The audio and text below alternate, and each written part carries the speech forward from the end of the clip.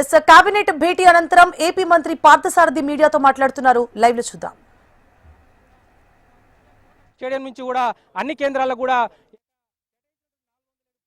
విద్యా సంస్థలు మరియు తయారీదారులకు ఆర్థిక ప్రోత్సాహకాలు అందించడం, అదేవిధంగా క్వాంటం కంప్యూటర్ అమలు చేయడం మరియు $1 బిలియన్ పెట్టుబడుల్ని ఆకర్షించడానికి ఈ విధానం యొక్క లక్ష్యాలని చెప్పేసి మనవి చేస్తామని నేను. అంతేకాకుండా మొట్టమొదటి కంప్యూటర్ కూడా భారతదేశంలో ఆంధ్రప్రదేశ్లో ప్రభుత్వం చేయబోతుందని చెప్పేసి మనం చేస్తాను ఐబిఎం సహకారంతో. అదేవిధంగా 5,000 మంది నైపుణ్యం కలిగిన నిపుణులు మరియు 100+ స్టార్టప్లు ఈ విధానం ద్వారా వస్తాయని చెప్పేసి కూడా ఈ ప్రభుత్వం ఆశిస్తుందని చెప్పేసి కూడా మనం చేస్తాను. మరి మన విద్యార్థులకు కూడా ఈ ఆల్గారిథమ్స్లో ఎక్కువగా ట్రైనింగ్ ఇవ్వడానికి ఇంజనీరింగ్ కాలేజెస్లో కూడా ఒక కార్యాచరణ రూపొందించబడుతుందని చెప్పేసి మనం చేస్తాం. అదేవిధంగా ఆంధ్రప్రదేశ్ నైబర్హుడ్ వర్క్ స్పేసెస్ మనందరం కూడా చూస్తూ ఉంటాం. మన ఇంటి పక్కన ముందు వెనక వాళ్ళందరూ కూడా చాలామంది హైదరాబాద్ ఉద్యోగం చేస్తూ ఉంటారు. సడన్గా వచ్చి ఇంటికాడ 3-4 రోజులు ఉంటారు. మనం ఏమనుకుంటాం, ఏంటి ఉద్యోగం పోయిందా అనుకుంటాం. కానీ వర్క్ ఫ్రమ్ హోమ్ అని చెప్పేసి ఇంటికి వచ్చేస్తూ ఉన్నారు. సో వాళ్ళు వచ్చినా కూడా వాళ్ళు అనేక సమస్యలు ఎదుర్కొంటున్నారు. కావాల్సిన ఇన్ఫ్రాస్ట్రక్చర్ లేకపోవటం కానివ్వండి, కావాల్సిన పవర్ బ్యాకప్ లేకపోవటం కానివ్వండి, లేకపోతే కావాల్సిన టెక్నికల్ సపోర్ట్ లేకపోవటం కానివ్వండి, వీటన్ని లేకపోతే సిస్టమ్స్ లేకపోవటం కానివ్వండి. సో వీటన్నిటికీ ప్రతి మండలంలో కూడా ఒక సెంటర్ని ఏర్పాటు చేయ నైబర్హుడ్ వర్క్ స్పేస్ని ఏర్పాటు చేయాలని చెప్పేసి ఈ ప్రభుత్వం భావిస్తుందని చెప్పేసి మనం చేస్తాను. దాంట్లో దాదాపు 20 వర్క్ స్టేషన్స్, 20 నుంచి 30 వర్క్ స్టేషన్స్ ప్రతి మండలంలో కూడా ఏర్పాటు చేయబోతా ఉన్నాం.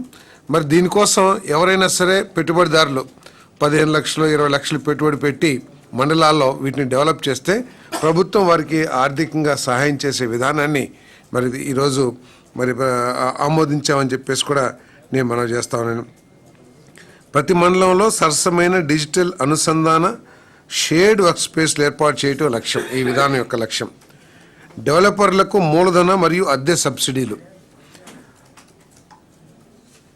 నైపుణ్య శిక్షణ ప్రోత్సాహకాలు అందించటం, 1,00,000 మందికి శిక్షణ ఇవ్వడం మరియు 70% హబ్లు స్వయం సమృద్ధిగా ఉండేలా చేయటం ఈ విధానం యొక్క లక్ష్యాలని చెప్పేసి, పాలసీ యొక్క లక్ష్యాలని చెప్పేసి మనం చేస్తాను.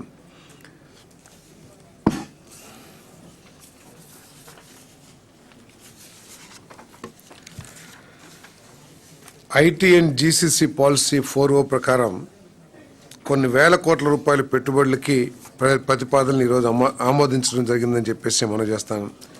విశాఖ రియాలిటీ లిమిటెడ్ విశాఖపట్నంలో ఏపీ ఐటీ మరియు జీసీసీ పాలసీ కింద 3 మిలియన్ అంటే 30 లక్షల స్క్వేర్ ఫీట్ విస్తీర్ణంలో 3 స్టేజెస్లో గ్రేడ్ ఏ ఐటీ పార్క్ని అభివృద్ధి చేయడానికి ఈ విశాఖ రియాలిటీ లిమిటెడ్ ఒక ప్రతిపాదన చేసింది. అంటే వారి సొంత స్థలంలో వారే చేసుకుంటారు.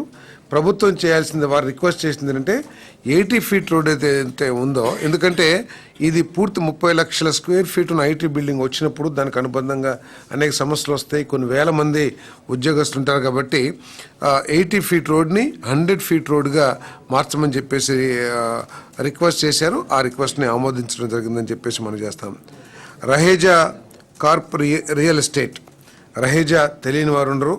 వారు ఇందాక విశాఖ రియాలిటీ 2,200 కోట్ల పెట్టుబడి విశాఖపట్నంలో 30,000 ఉద్యోగాలు దాని ద్వారా లభిస్తాయి. రహేజా కార్ప్ రియల్ ఎస్టేట్ 2,172.26 కోట్లతో 9,681 మందికి ఉద్యోగ అవకాశాలు వచ్చే విధంగా విశాఖపట్నంలో 27.1 ఎకరాల్లో IT and IT enable services కార్యాలయ స్థలం మరియు నివాస స్థలం అభివృద్ధి చేసే ప్రాజెక్ట్ని ఈ సంస్థ టేకప్ చేస్తుంది. ఈ రహేజా సంస్థ హైదరాబాద్లో కూడా ఏ విధంగా డెవలప్ చేసింది, దీని బ్యాక్గ్రౌండ్ కూడా అందరికీ తెలిసిందే. అదేవిధంగా ఏఎన్ఎస్ఆర్ గ్లోబల్ కార్పొరేషన్ విశాఖపట్నంలో 10.29 ఎకర్ భూమికి ఆల్రెడీ ఇంతకు ముందే లీజ్ ఇచ్చున్నారు. అది వారి రిక్వెస్ట్ మేరకు 33 సంవత్సరాల నుంచి 99 సంవత్సరాలకి పొడిగించాలని చెప్పేసి ఏదైతే అభ్యర్థన వచ్చినదో దాన్ని ఆమోదించడం జరిగింది. ఈ సంస్థ గ్లోబల్ జీసీసీ క్యాంపస్లను అభివృద్ధి చేయటం ఈ సంస్థ యొక్క ఇది. మెసెస్ కార్ప్ టెక్నోసాఫ్ట్ ప్రైవేట్ లిమిటెడ్, దీని హెడ్ క్వార్టర్స్ న్యూయార్క్లో, మరి ఇండియన్ సెంటర్ ఏమో నోయిడాలో ఉంది head quarters, Indian head quarters. మరి యుఎస్ఏ, కెనడా, సింగపూర్, ఇండియా వీళ్ళందరూ కూడా డిజిటల్ ఇంజనీరింగ్ రంగంలో, డేటా అనలిటిక్స్ రంగంలో వీరంతా కూడా పేరెన్నిక సంస్థ. మరి 44 ఎకర్స్లో విశాఖపట్నం ఏఐఎంఎల్ క్లౌడ్ మరియు సైబర్ సెక్యూరిటీపై దృష్టి సారించి ఐటీ ఎనేబుల్డ్ సర్వీస్ క్యాంపస్ స్థాపన ఈ ప్రాజెక్ట్ యొక్క లక్ష్యం. దానికి 4 ఎకరాల ల్యాండ్ కాపులపాడులో 1 crore per acre 2 సంవత్సరాల ఆపరేషన్స్ మొదలు పెట్టాలనే కండిషన్తో ఈ 4 ఎకరాలు కేటాయించడం జరిగిందని చెప్పేసి మనం చేస్తా ఉన్నాను. 115 కోట్ల రూపాయలు పెట్టుబడి, 2000 ఉద్యోగాలు ఈ సంస్థ ద్వారా ఈ రాష్ట్రంలోని యువకులకి అందుబాటులోకి వస్తాయని చెప్పేసి మనం చేస్తాను. అదేవిధంగా ఫ్లూయెంట్ గ్రిడ్ లిమిటెడ్ కాపులపాడులోనే, విశాఖపట్నం కాపులపాడులోనే ఈ సంస్థ ఏర్పడుతుంది. విశాఖ జిల్లా భీమిలి మండలం కాపులపాడు R&D కోసం అడ్వాన్స్డ్ ఐటీ టెక్నాలజీ సెంటర్ స్థాపన, రాయితీ రేటుతో 3.3 ఎకరాల భూమి కేటాయింపు, రాయితీ రేటు 2 crores per acre ఈ సంస్థకి 3.3 acres అలాట్మెంట్ చేయటం జరిగింది. పర్ ఎకర్ 500 జాబ్స్ క్రియేట్ చేస్తామని చెప్పేసి వారు హామీ ఇచ్చున్నారు. దీని ద్వారా అంటే దాదాపు 2000 నుంచి